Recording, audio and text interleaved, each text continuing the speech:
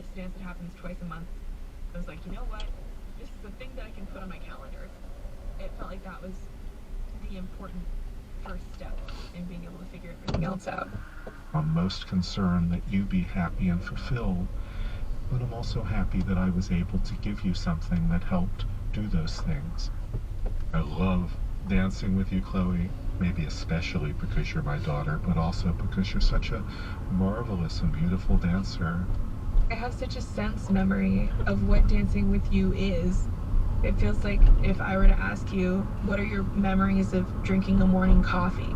It's just like a thing that you do so many times, it just sort of is. You're one of my favorite partners. You are also one of my favorite partners.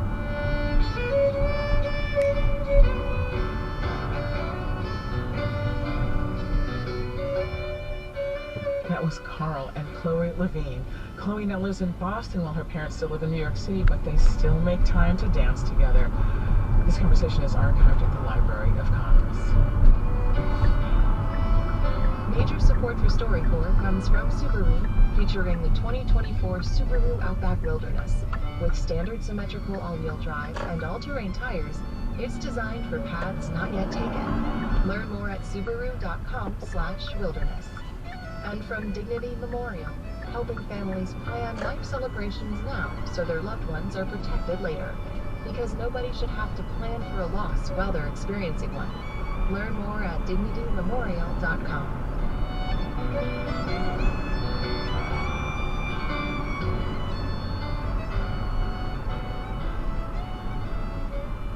This is NPR News. When The Sims came out 23 years ago, it changed gaming because it was for everyone. But now it's one of the many classic video games that's out of print.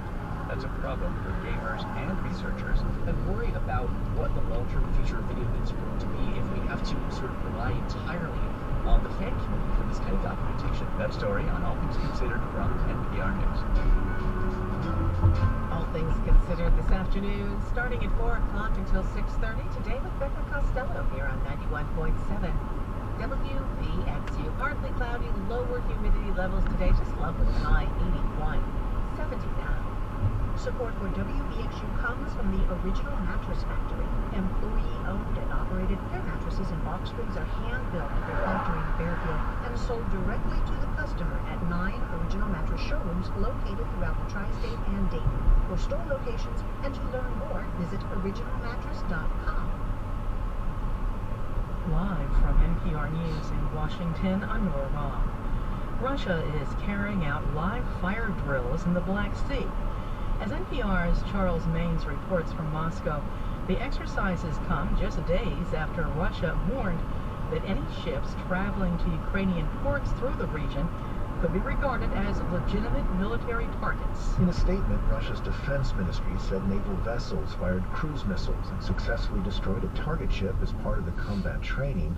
In a separate exercise, Russian naval warships and aviation practiced isolating and detaining vessels attempting to access areas of the Black Sea Moscow says are now closed to navigation. The maneuvers were the latest sign Russia intends to enforce a blockade on Ukrainian grain exports after exiting a United Nations brokered deal that had guaranteed safe trade through the Black Sea region for much of the past year. The drills also come as Russian airstrikes targeted grain facilities in the Ukrainian port city of Odessa for the fourth straight day. Charles Maines, NPR News, Moscow. Military officials in Taiwan say China flew 25 drones, helicopters, and planes towards the island this morning, with 19 entering airspace monitored by Taiwan. Taiwan mobilized its own aircraft in response. Taiwan is preparing for annual military exercises next week, which officials say will be larger than usual because of threats from China. This is NPR News. Good morning. It's 8:32, 71 degrees in Cincinnati. This is 91.7 WVXU. I'm Marianne Selesnick. Residents of Millville and North Fairmount have a front row seat as a 250-foot tall landmark comes down. Funded by the port, O'Rourke Wrecking Company has been removing the Early and Daniels grain silos along the Mill Creek. They'll implode the last building July 29th at 8 a.m.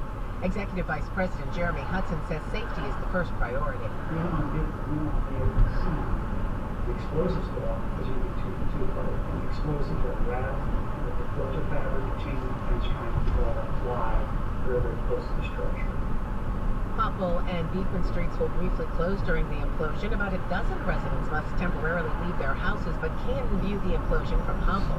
Silos aren't the only cleanup site. City leaders yesterday announced $1.2 million in EPA grants for remediation in the area. About 250 female athletes will head to Toledo next week for USA Boxing's inaugural Women's Championship. The week-long competition will have 3 rings for women to compete in upwards of 200 matches. USA Boxing's event manager Mike Campbell says there are far fewer female boxers than men. So at most tournaments, women only get to participate in a fraction of the fight. Female boxers find it much more difficult to find matches.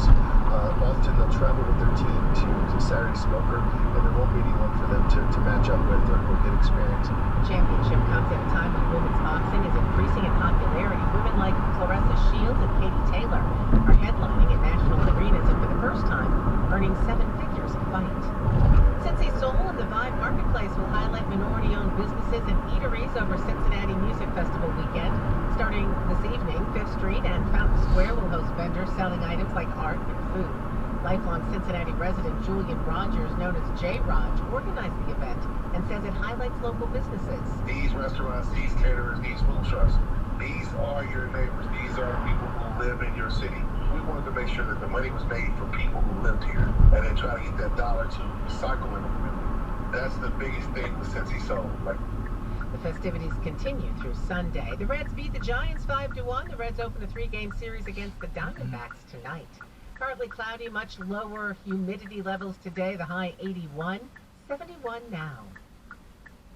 Support for NPR comes from this station and from BritBox with the new season of Silent Witness.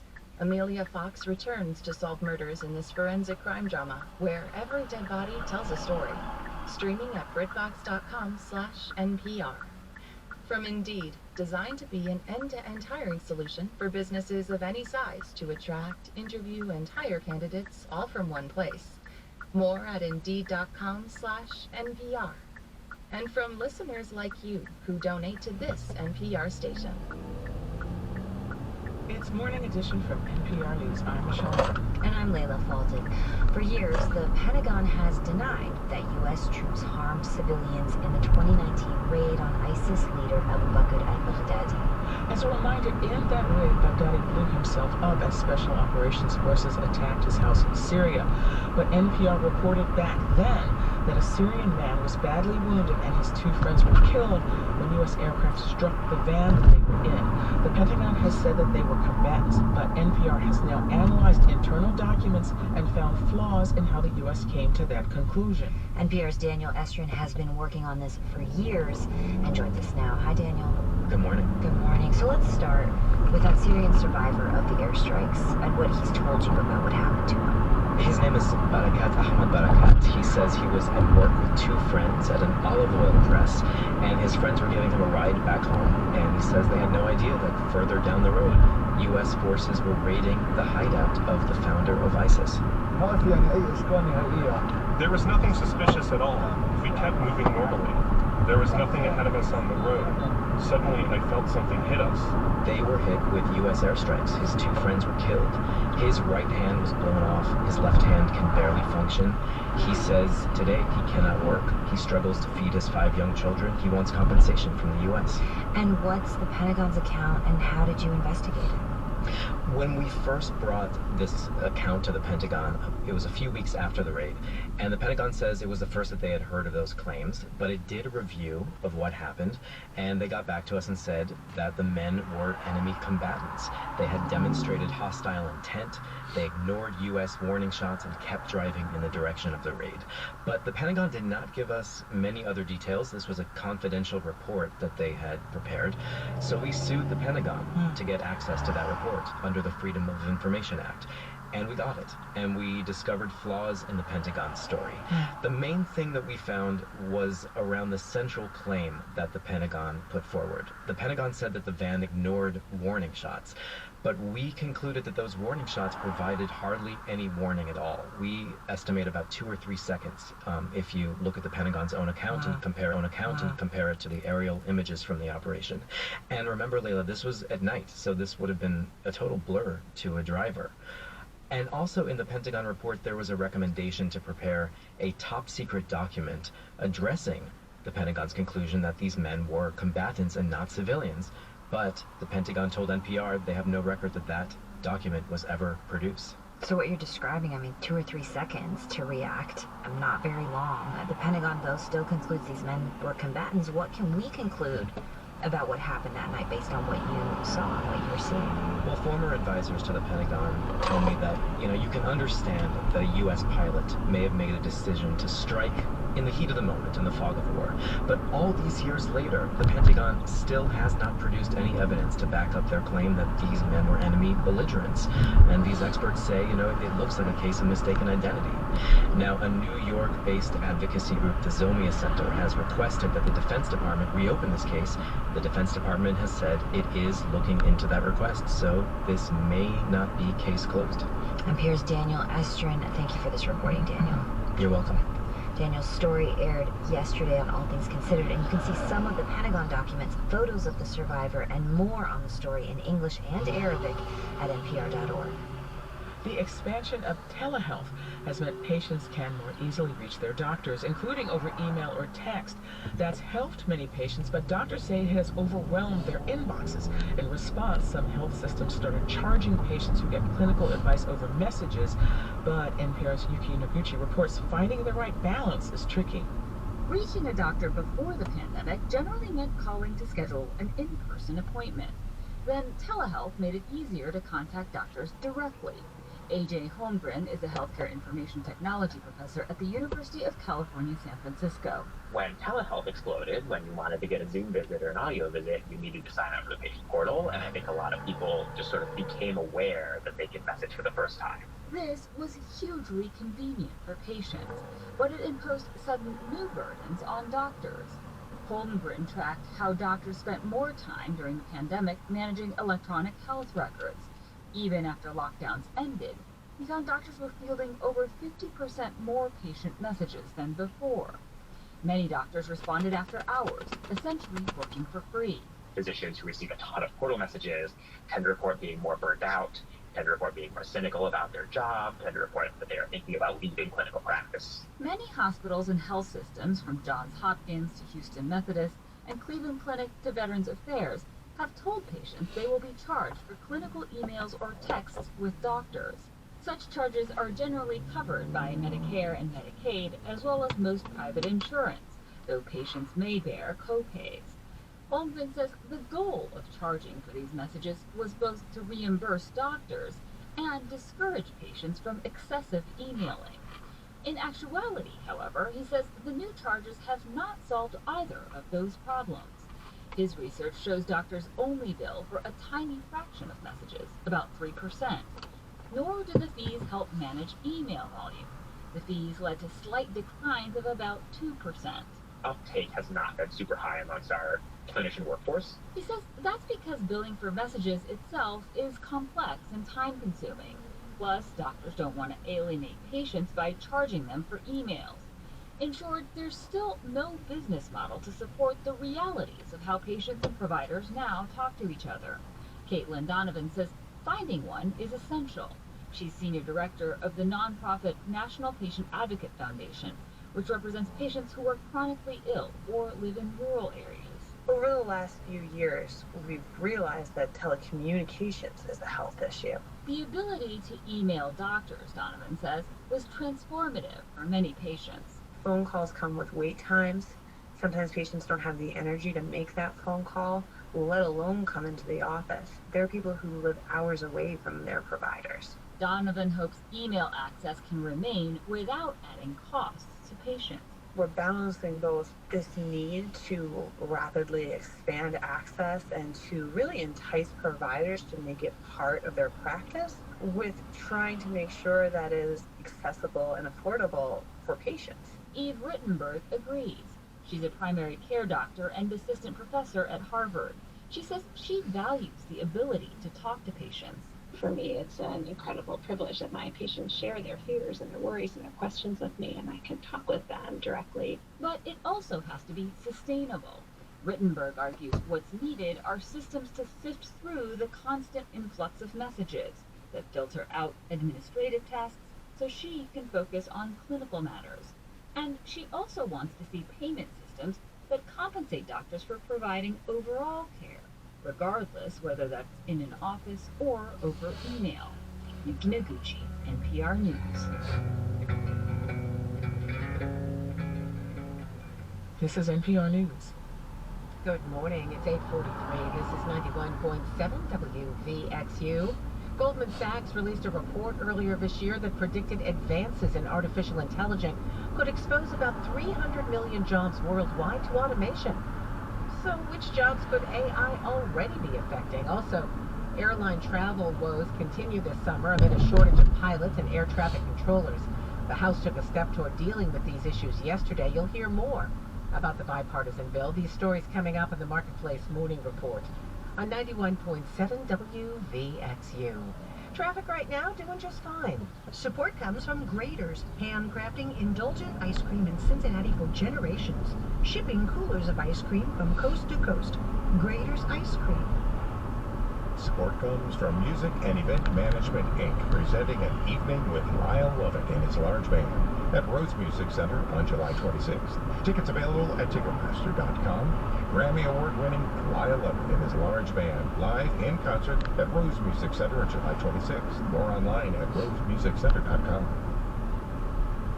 On the next Living on Earth, the planet is running a fever, and it'll only break if we act fast. We have to build storage of carbon in soils and plants globally. So the vegetation of the Earth is of critical importance now. I'm Steve Kerwood, greening the Earth to cool the Earth, next time on Living on Earth from PRX. Sunday mornings at 11 on 91.7 WVXU. 9 first morning weather, partly cloudy, much lower humidity levels today, the high 81. Partly cloudy, mild tonight, down to 61, and sunny and comfortable tomorrow. The high temperature 83. Right now 71 degrees in Cincinnati. You're listening to Morning Edition on 91.7 WVXU. Coming up at 9 o'clock, the BBC News Hour. I'm Lucy May. On next Cincinnati Edition, Ohio Secretary of State Frank LaRose finally made his intentions clear this week. He's running for U.S. Senate, and if he beats his two Republican opponents, he'll face a tough and expensive general election.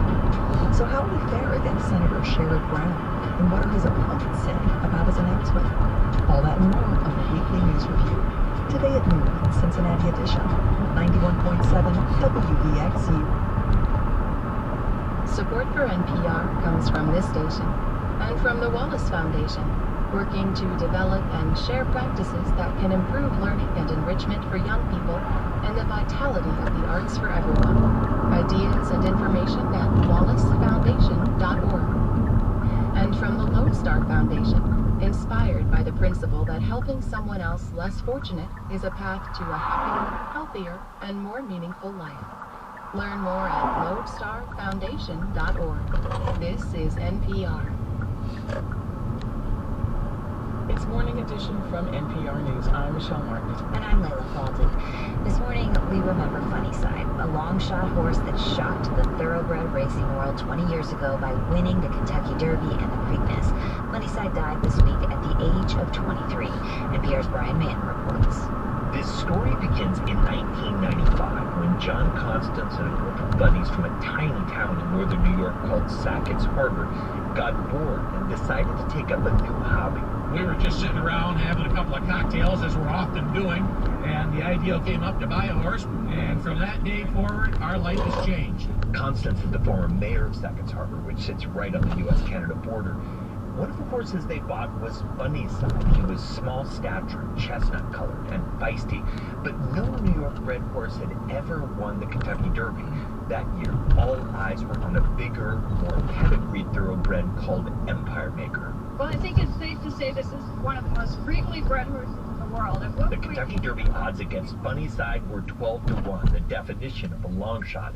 But when the gates opened, he found his place near the front, running strong. They're approaching the top of the stretch. Funnyside to the left of Peace Road. Empire Maker charging hard.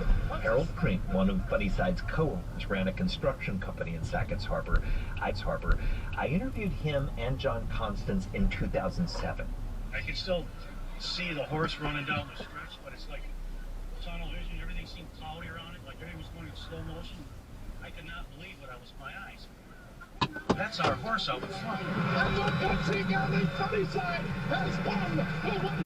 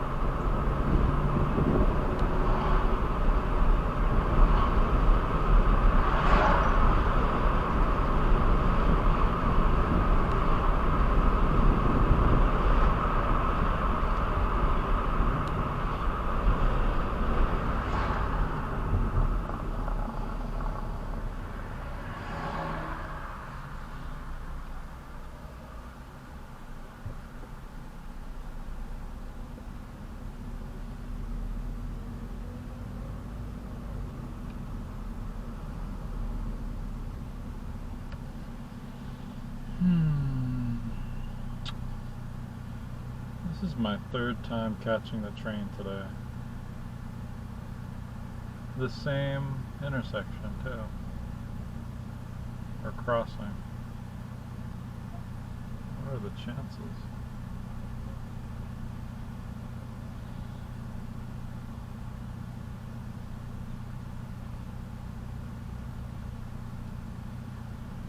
Friday. Payday.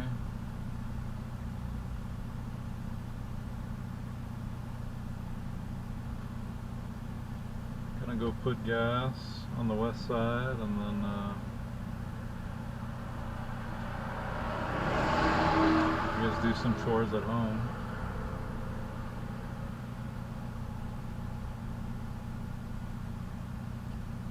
Do some chores, make some dinner. Get ready for Saturday.